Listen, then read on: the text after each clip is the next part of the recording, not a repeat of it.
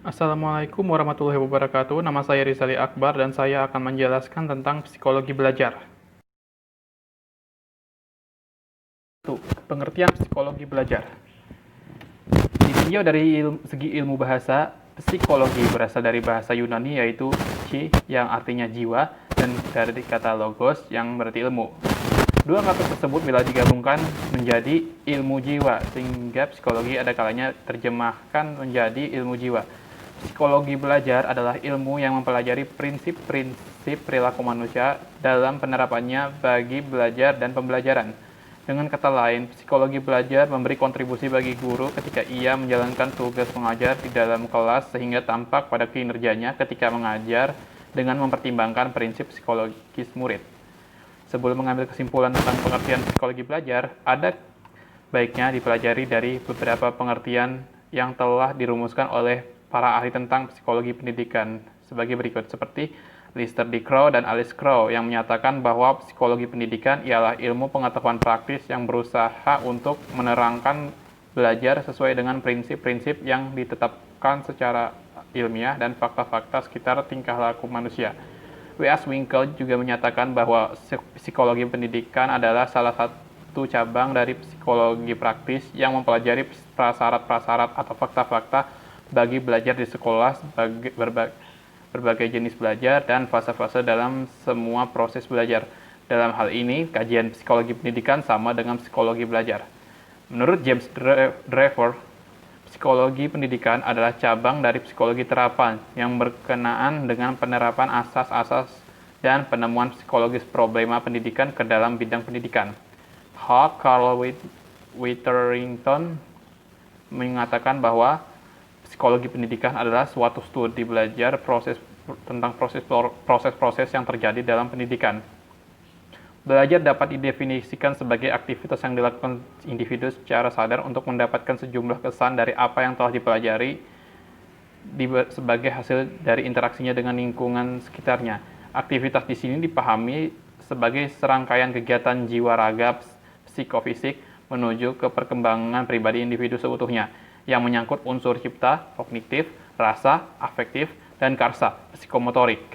Dari uraian tadi dapat disimpulkan bahwa psikologi belajar adalah ilmu pengetahuan yang berusaha mempelajari, menganalisis prinsip-prinsip perilaku manusia dalam proses belajar dan pembelajaran.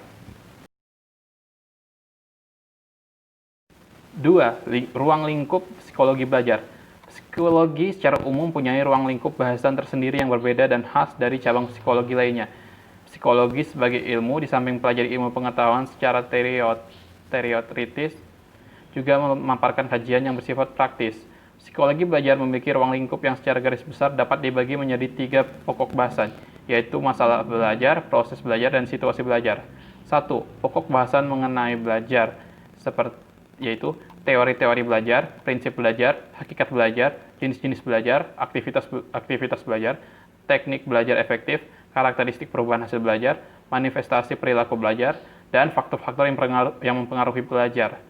Kedua, pokok bahasan mengenai proses belajar, yaitu seperti tahapan perbuatan belajar, perubahan-perubahan jiwa yang terjadi selama belajar, pengaruh pengalaman belajar terhadap perilaku individu, pengaruh motivasi terhadap perilaku belajar, signifikansi perbedaan individu dalam kecepatan memproses kesan dan keterbatasan kapasitas individu dalam belajar, dan masalah proses lupa dan kemampuan individu memproses perolehannya melalui transfer belajar. Ketiga, pokok bahasan mengenai situasi belajar, yaitu suasana dan keadaan lingkungan fisik, suasana dan keadaan lingkungan non-fisik, suasana dan keadaan lingkungan sosial, dan suasana dan keadaan lingkungan non-sosial. Ketiga, metode dalam psikologi belajar.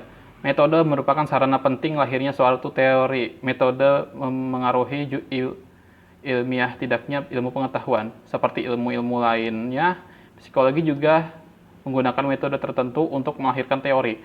Beberapa literatur psikologi menuliskan bahwa metode yang digunakan dalam psikologi belajar tersebut adalah: 1. Metode introspeksi, 2.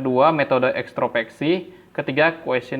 Kuesioner, 4. Interview, 5. Biografi, 6. Metode klinis, ketujuh metode eksperimen, dan yang kedelapan metode testing.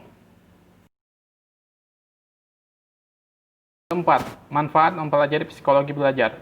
Psikologi belajar amat penting bagi setiap orang. Akan sangat terasa betapa pentingnya pengetahuan tentang psikologi belajar itu.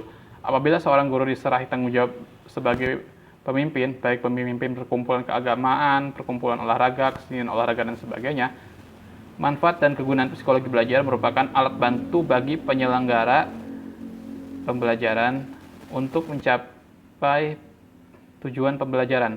Psikologi belajar dapat dijadikan landasan berpikir dan bertindak bagi guru, konselor, dan juga tenaga profesional pendidikan lainnya dalam mengelola proses pembelajaran. Kelima, fungsi psikologi belajar dalam pembelajaran. Menurut Judge dan Berliner, psikologi belajar memiliki beberapa fungsi, yaitu untuk menjelaskan, memprediksikan, mengontrol fenomena dalam kegiatan belajar mengajar, dan dalam pengertiannya, sebagai ilmu terapan juga memiliki fungsi merekomendasikan. Fungsi psikologi belajar menurut Judge dan Berliner antara lain menjelaskan, memprediksikan, mengontrol fenomena dalam kegiatan belajar mengajar, dan dalam pengertiannya sebagai ilmu terapan. Dengan demikian, psikologi belajar dapat membantu guru untuk memahami bagaimana individu belajar. Dengan mengetahui individu belajar, kita dapat memilih cara yang lebih efektif untuk membantu memberikan kemudahan, mempercepat, dan memperluas proses belajar individu. Psikologi belajar berfungsi memberikan pemahaman mengenai sifat dan keterkaitan berbagai aspek dalam belajar dan pembelajaran. Dalam hal ini, psikologi belajar mengkaji konsep mengenai aspek perilaku manusia yang terlibat dalam belajar dan pembelajaran, serta lingkungan yang terkait. Sebagaimana dijelaskan bahwa perilaku siswa-siswi terkait dengan konsep-konsep tentang pengamatan dan aktivitas psikis atau inteligensi berpikir dan motivasi, gaya belajar, individual defenses, dan pola perkembangan individu. Sedangkan perilaku guru terkait dengan pengelolaan pembelajaran kelas, metode, pendekatan, dan model mengajar. Lebih lanjut, aspek lingkungan yang terkait dan berperan dalam aktivitas belajar pembelajaran, yakni lingkungan sosial dan instrumental.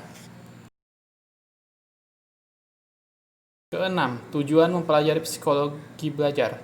Tujuan mempelajari psikologi belajar antara lain: 1.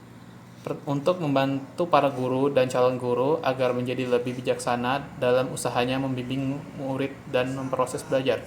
2. Agar para guru dan calon guru dapat menciptakan suatu sistem pendidikan yang efisien dan efektif dengan jalan mempelajari, menganalisis tingkah laku murid dalam proses pendidikan untuk kemudian mengarahkan proses-proses pendidikan yang berlangsung guna meningkatkan ke arah yang lebih baik.